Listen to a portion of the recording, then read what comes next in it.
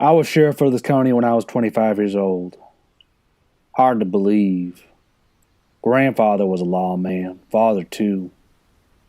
Me and him was sheriffs at the same time, him up in Plano and me out here. I think he was pretty proud of that. No, I was.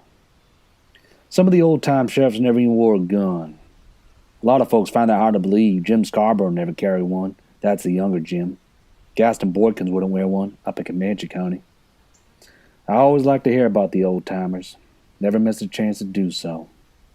You can't help but compare yourself against the old-timers. Can't help but wonder how they would have operated these times. There was this boy I sent to the electric chair at Huntsville here a while back. My arrest and my testimony killed a 14-year-old girl. Papers said it was a crime of passion, but he told me there wasn't any passion to it.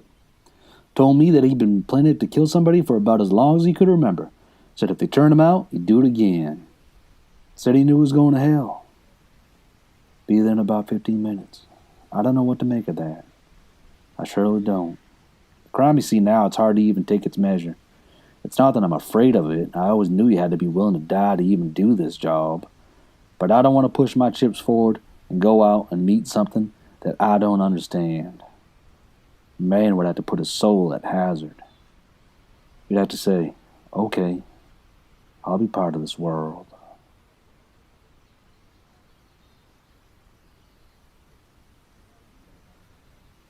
All right then, two of them.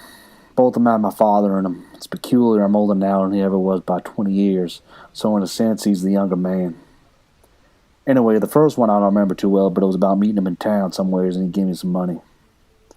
I think I lost it. Second one, it was like we was both back in the older times, and I was on horseback going through the mountains of a night. Going through this pass in the mountains. It was cold and there was snow on the ground. He rode past me. He kept on going, never sitting down, going on by. He rode on past. He kept his blanket wrapped around him and his head down. When he rode past, I seen he was kind of firing a horn the way people used to do, and I could see the horn from the light inside of it about the color of the moon. And in the dream, I knew that he was going on ahead and that he was fixing to make a fire somewhere out there in all that dark, all that cold. And I knew that whenever I got there, he would be there. Then I woke up,